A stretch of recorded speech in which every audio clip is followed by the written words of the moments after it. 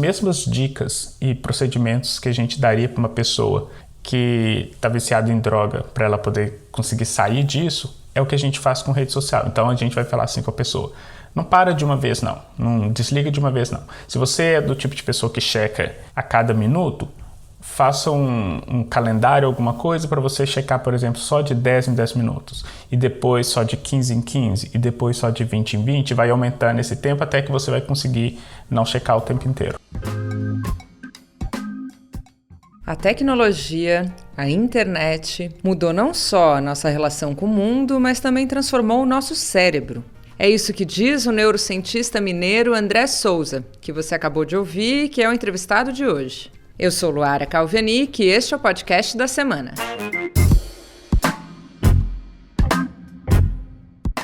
O André é doutor pela Universidade do Texas, nos Estados Unidos. Ele trabalhou como pesquisador no Google e no Facebook e hoje é cientista de inteligência artificial no Spotify, em Nova York. Aqui para a Gama, ele fala sobre como o contato intenso com a tecnologia pode nos deixar mais esquecidos, mais impulsivos e até provocar crises de abstinência e dificuldades de interagir socialmente. Escuta essa conversa do André com a Mariana Paino, aqui da Gama.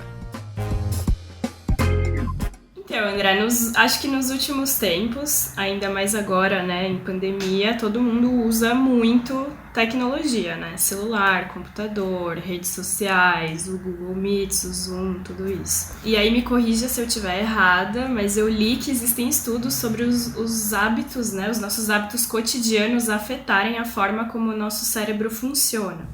Então, eu queria saber se de fato essa interação intensa com o mundo digital no nosso dia a dia pode afetar o funcionamento do cérebro de alguma forma, para o bem ou para o mal. Não, isso é muito verdade. Realmente, a forma como a gente interage... Na verdade, não é só a forma como a gente interage com tecnologia. A forma como a gente interage com o mundo altera a forma como o nosso cérebro funciona e altera até questão de aspectos fisiológicos. Você tem conexões de neurônios que ocorrem só porque a gente tem certos tipos de interação e não outras, e tecnologia é uma delas.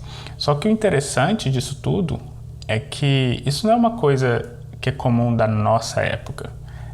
O nosso cérebro sempre foi o mesmo, desde sempre, e então a forma como a gente interagia, por exemplo, com o que era considerado tecnologia há muito tempo atrás, também mudou a forma como o nosso cérebro funciona. Um exemplo clássico que eu gosto de dar disso teve um estudo que foi feito em meados de 2008, mostrando que, por exemplo, pessoas que têm mais de 55 anos, que são pessoas que cresceram e tiveram contato, por exemplo, com TV preto e branco, ou seja, era uma tecnologia da época, mas ainda era uma TV preto e branco, elas têm uma probabilidade muito maior de sonhar em preto e branco do que pessoas que cresceram numa era em que a TV já era colorida. Nossa. Então, ou seja, não que a TV ela vai mostrar como a gente deve sonhar, mas ela vai influenciar até mesmo padrões de sonho. Então, pessoas que cresceram nesse ambiente de TV preto e branco, elas têm uma probabilidade muito maior de sonhar em preto e branco e de imaginar as coisas em preto e branco do que pessoas que cresceram já na era em que a TV colorida já era pervasiva. E quais seriam as explicações biológicas, assim, né, do funcionamento do cérebro ser alterado por essas coisas do dia a dia? Pois é, uma das mais comuns que a gente tem hoje em dia, por exemplo, toda a interação que a gente tem, por exemplo, com redes sociais, elas acabam trazendo uma sensação de bem-estar. Então, a lógica que funciona é mais ou menos assim. A gente posta uma foto com a expectativa de que outras pessoas vão curtir aquela foto e vão nos dar um feedback positivo daquilo. Aí, quando a gente começa a receber o feedback positivo, o que acontece no nosso cérebro? A gente tem um centro que a gente chama de centro de recompensa, que é o centro que basicamente vai monitorar o quanto uma coisa é boa ou não, para ele te mandar refazer aquilo ou não. Então, as pessoas que, por exemplo, fazem uso de drogas e se viciam, geralmente é esse sistema que faz o seguinte: olha, você fez o uso da droga, se sentiu bem, então faz isso de novo. Aí você faz de novo, Aí esse sistema vai te fazer a mesma coisa. Olha, você se sentiu bem, então faz de novo. E vai ficar nesse loop infinito até que você não consegue sair dele. Utilizar a rede social, por exemplo, te coloca um pouquinho nesse loop, porque você vai postar uma foto com a expectativa de receber um feedback positivo, você vai receber esse feedback positivo e esse centro de recompensa vai te falar o seguinte: olha, as pessoas estão curtindo a sua foto, posta outra. Aí você vai postar outra, as pessoas vão curtir, aí o sistema vai falar: olha, você está se sentindo bem porque você postou uma foto e as pessoas curtiram, faz isso de novo. E a gente acaba não conseguindo sair desse loop infinito. Esse é um dos aspectos. O segundo aspecto é a questão que a gente chama em tecnologia, na verdade em psicologia em geral, mas a tecnologia se apropriou bastante desse termo, que é o que a gente chama de FOMO, que vem do inglês Fear of Missing Out, que basicamente é essa sensação que a gente tem de que se a gente se afasta das redes sociais, a gente está perdendo alguma coisa. Existe alguma coisa no mundo acontecendo e a gente não sabe, e o fato da gente não saber vai criar uma ansiedade grande. E como a gente tem acesso à informação de uma forma muito pervasiva e muito fácil, o nosso cérebro começou a acostumar a exacerbar essa sensação de não saber. Então, se você deixa de entrar no Twitter por 1 hora, o seu cérebro já começa a falar o seguinte: olha, você está perdendo informação. Se você está perdendo informação, você não sabe o que vai acontecer no futuro. Se você não sabe o que vai acontecer no futuro, eu vou te deixar ansioso. E essa sensação acaba se exacerbando mais por causa da natureza do acesso à tecnologia que a gente tem hoje em dia. Então, daria para sofrer de abstinência de tecnologia. Isso já deve ser um transtorno, inclusive, comum. Exatamente. Inclusive, existem estudos e profissionais que falam o seguinte: se as redes sociais ela tá te trazendo alguma coisa ruim, então, por exemplo, suponhamos que você está deixando de trabalhar ou está começando a impactar na sua vida social e profissional o uso das redes sociais, você tem que parar. Então é como se fosse droga. Se as drogas começam a influenciar na sua vida profissional e pessoal, você tem que fazer alguma coisa para reduzir. E existem casos de pessoas que realmente sentem essa sensação de abstinência, do tipo, elas ficam muito nervosas e ansiosas nos primeiros dias sem utilizar a rede social, por exemplo. Então, inclusive, uma das dicas que alguns profissionais dão é o seguinte: não adianta você parar de uma vez. E eu acho isso tão interessante porque as mesmas dicas e procedimentos que a gente daria para uma pessoa que está viciada em droga para ela poder conseguir sair disso, é o que a gente faz com rede social. Então a gente vai falar assim com a pessoa: não para de uma vez não, não desliga de uma vez não. Se você é do tipo de pessoa que checa a cada minuto, faça um calendário, alguma coisa para você checar, por exemplo, só de 10 em 10 minutos, e depois só de 15 em 15, e depois só de 20 em 20, vai aumentando esse tempo até que você vai conseguir não checar o tempo inteiro. E a sensação de abstinência é comum. Você pode, se fizer uma pesquisa perguntando assim, qual foi a sua sensação quando você parou de usar a rede social? Eu tenho quase certeza que as respostas vão ser do tipo: eu fiquei muito nervoso no começo, eu ficava muito ansioso. Tem gente que sente o coração acelerando porque deixa de utilizar as redes sociais. Ontem mesmo eu estava conversando com uns amigos que eu estava falando assim, como que hoje em dia, por exemplo, o simples fato de você sair de casa sem o seu celular, por exemplo, te causa uma ansiedade muito grande, porque você não vai saber se você vai ficar perdido e vai precisar do celular para achar o caminho, você não vai saber se você vai encontrar alguma coisa no meio do caminho que você não sabe, aí você não vai ter o Google lá para procurar. O simples fato de sair de casa sem um pedaço de tecnologia com você já te causa um nível de ansiedade que, sei lá, há 30, 40 anos atrás ninguém pensaria nisso. Sim, verdade.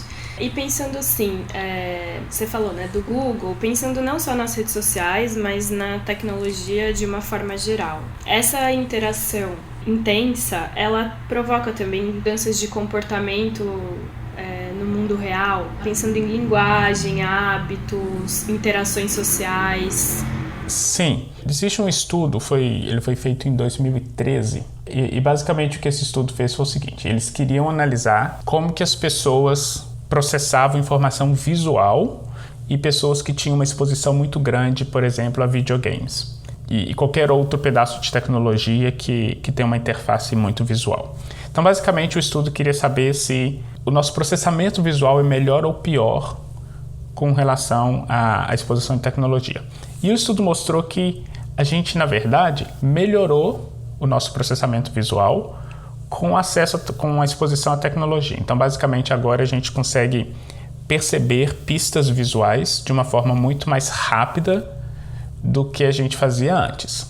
No entanto, o mesmo estudo mostrou que as pessoas ficaram mais impulsivas, porque como o processamento visual geralmente é um processamento rápido, as pessoas têm que tomar decisões muito rápido com relação a esse processamento visual, e essa característica de tomar uma decisão muito rápido acabou se espalhando para outras áreas do nosso cérebro que faz com que a gente seja mais impulsivo. Então, por exemplo, o estudo mostrou que as pessoas tendem a agir com violência muito mais, com uma probabilidade muito maior agora que elas têm exposição a tecnologias do que acontecia há um tempo atrás, quando a gente não tinha tanta exposição. E o interessante é o seguinte, não é só exposição à violência, porque alguém pode falar assim, é claro, se você está jogando videogame de violência, é claro que você vai ficar mais violento na vida real. Que é um grande debate, né? Exatamente. Mas não é só isso. A ideia toda é que, como a gente melhorou o nosso processamento visual e ficou mais rápido, a gente toma decisões mais rápido, essa velocidade de tomada de decisão acabou se espalhando para outras áreas e a gente acaba tomando decisões mais rápidas e mais impulsivas em outras áreas que não necessariamente áreas de processamento visual. Então isso é um exemplo de como que no mundo fora da tecnologia é impactado diretamente por essa exposição exacerbada à tecnologia. E é uma coisa que já está sendo, a gente usa o termo em inglês de wired, já está sendo fisiologicamente marcado no nosso cérebro. E aí você falou essa coisa da violência e eu fiquei pensando que existe uma cultura da violência na internet também, nos comentários, né, nessas coisas das redes sociais. Não sei se tem a ver com essa coisa que você estava falando, né, da impulsividade, ou se já seria aí uma outra questão. Eu acho que tem as duas. Tem a questão da impulsividade, porque a gente acaba reagindo a certos comentários de uma forma mais impulsiva. Esse é um ponto. E o segundo aspecto que já entra diretamente nessa questão de, vamos dizer assim, de violência e brigas na internet é o aspecto da não pessoalidade. Vou fazer uma analogia bem mundana. Se você estiver na frente de alguém, fisicamente, olhando para o rosto da pessoa, o nosso cérebro processa informações visuais do rosto daquela pessoa e essas informações acabam modulando a forma como a gente vai responder. Então, por exemplo, você está super nervoso com alguém. Eu acho que todo mundo já deve ter passado por essa situação. Você está na sua casa super nervoso com alguém, aí você começa a pensar um tanto de coisa na sua cabeça do que você vai falar com aquela pessoa. Eu vou falar que ela é isso, é aquilo outro, que ela não devia ter feito isso, que eu tô muito puto, não sei o quê. Aí você vai falando isso tudo na sua cabeça. Quando você chega na frente da pessoa, se a pessoa olha para você com uma cara, sei lá, meio de triste, essa informação entra no seu cérebro, o seu cérebro vai processar aquilo como, opa, essa pessoa está triste, é melhor você não tratá-la com tanta rispidez. Isso vai modular a forma como você vai falar com essa pessoa, você não vai conseguir ser tão duro com a pessoa como você foi quando você estava praticando em casa. A gente não tem isso quando a gente tem interações na internet. A gente não tem essas pistas visuais de como que a pessoa se sente ou de como que a informação visual de como que a pessoa passou essa mensagem para você. A gente não tem isso. Então a gente responde da forma como a gente responderia se a gente estivesse só praticando em casa. Então a gente acaba falando coisas que a gente não falaria pessoalmente e a gente acaba reagindo de forma que a gente talvez não reagiria pessoalmente. Aí juntando isso, mais essa questão da impulsividade, faz com que a internet vire essa arena de brigas e coisas que a gente não veria normalmente numa interação pessoal. E agora muito se diz também que essa interação intensa com a internet, né, com a tecnologia, causa problemas de memória, de leitura, de atenção. O que você acha disso? Sabe sobre isso? A questão da memória ela é até bem direta, que é a seguinte. A tecnologia, na verdade, grande parte das coisas tecnológicas que a gente interage no dia a dia, elas estão ali exatamente para ajudar a nossa memória limitada.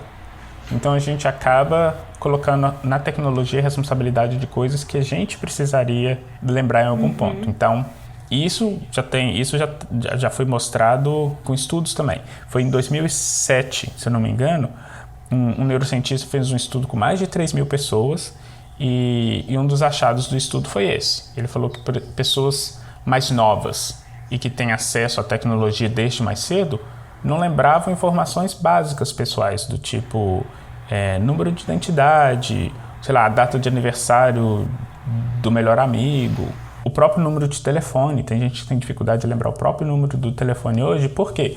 Porque hoje em dia, se você pensar bem, você não precisa lembrar o número de telefone de ninguém. Se alguém virar para você e falar assim, dá uma ligada lá pro André e pergunta se ele pode mudar a data da entrevista.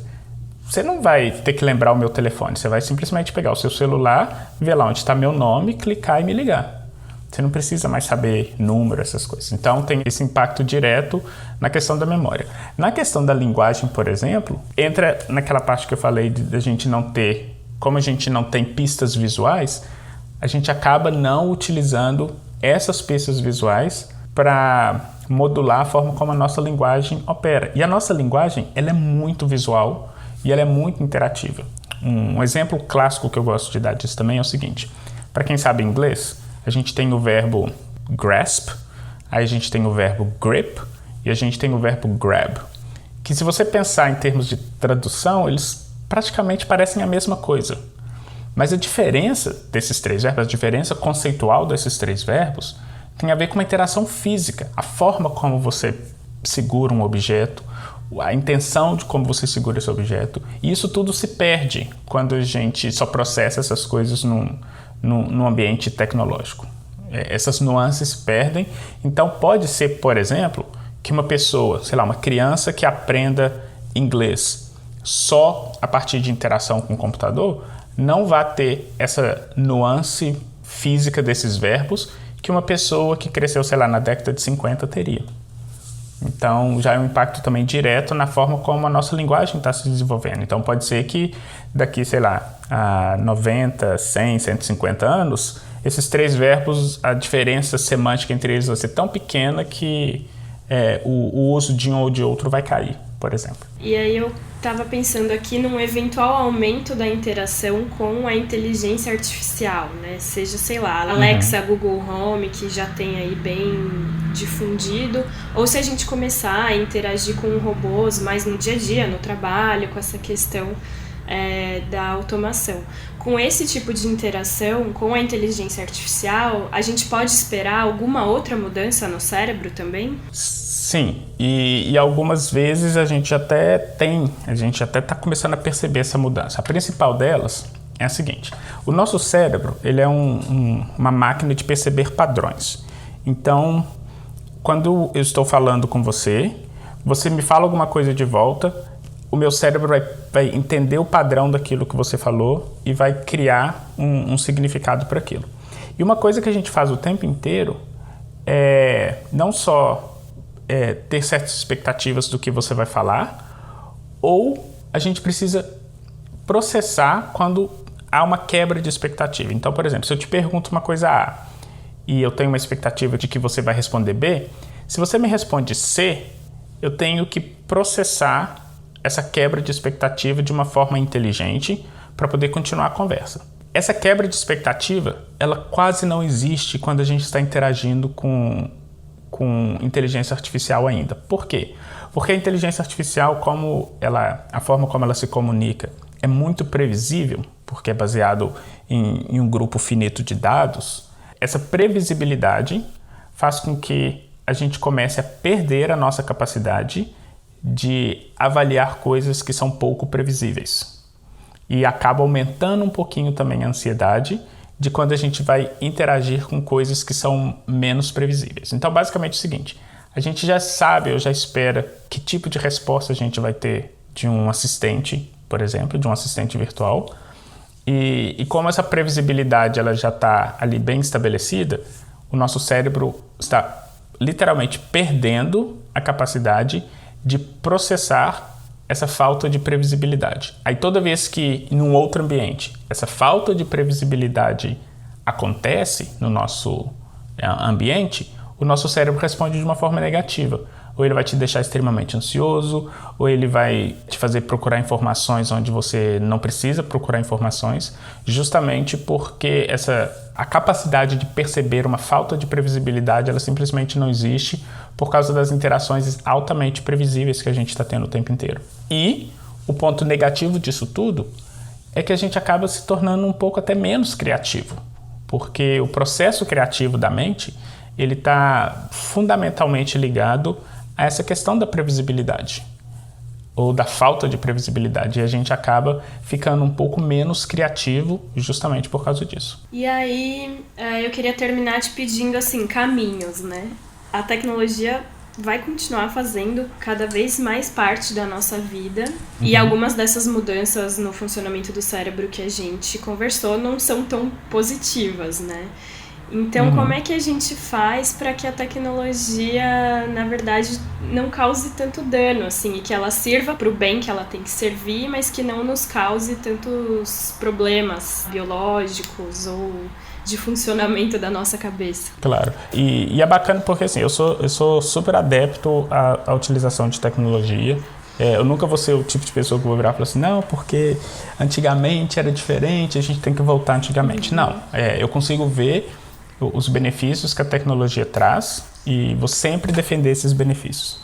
O que a gente pode fazer enquanto ser humano, enquanto indivíduo, é literalmente tentar, primeiro, entender esses impactos. Então, por exemplo, se a gente sabe que a nossa memória está ficando pior por causa da tecnologia, a resposta não é parar de utilizar a tecnologia, e sim começar a fazer exercícios ou algum tipo de atividade em que você consiga exercitar a sua memória. Porque aí você utiliza a tecnologia e consegue um benefício X por utilizar a tecnologia, mas não deixa de lado a questão da memória. É sempre um equilíbrio. Outra coisa, a gente sabe que o uso de, entrar no Twitter, no Insta, todo mundo faz isso o tempo inteiro. Aí a gente acaba perdendo algumas interações face a face e acaba perdendo a capacidade de perceber essas pistas visuais. Então não deixe isso acabar. Force dentro da sua rotina, por exemplo, conversar face a face com algumas pessoas, pelo menos uma certa quantidade de tempo da sua semana. É basicamente ser mais proativo do que reativo. Ao invés de reagir aos pontos negativos da tecnologia, a gente tem que ser mais proativo para tentar manter o bem-estar psicológico e fisiológico e, ao mesmo tempo, utilizar a tecnologia em nosso benefício. É só ser mais deliberativo com relação a essas perdas e tentar ir corrigindo as áreas onde elas podem ser corrigidas. Inserir uns hábitos analógicos no meio da vida tecnológica. Exatamente. Parece ser até bobeira, mas uma coisa simples. As pessoas escrevem muito pouco hoje. Quando eu falo escrever, é pegar a caneta e um pedaço de papel e escrever com a mão mesmo. Isso tem acontecido cada vez menos. Uma coisa que eu coloquei na minha prática é assim, porque eu também sou assim, eu quase não escrevo, eu digito muita coisa. Mas uma coisa que eu coloquei na minha rotina é, pelo menos em uma reunião que eu tenho na semana, eu tenho um caderninho e que eu vou anotar as coisas à mão. Nem que depois eu tenha que digitar para poder ter aquilo digitalizado. Mas eu não quero perder essa prática de escrever certas coisas, porque existem até benefícios cognitivos, de que você acaba lembrando mais de certas informações e tudo mais, quando você escreve manualmente, ao invés de só digitar uma informação. Muito legal. Muito obrigada pelo papo. Muito bom. Então, um abraço. No site da Gama, a gente traz outros conteúdos relacionados a essa vida digital que a gente leva. Tem uma matéria sobre como a nossa percepção de tempo mudou com as redes sociais, com a tecnologia sempre à mão. Tem uma entrevista com a Camila Coutinho, que conta como ela se tornou influencer e empresária, e uma matéria sobre o direito ao esquecimento em países da Europa e no Brasil. Eu sou Luara Calvenic e este é o podcast da semana. A cada 7 dias, um tema novo para você. Até semana que vem. A edição de som desse podcast é da Laura Kapeliushnik.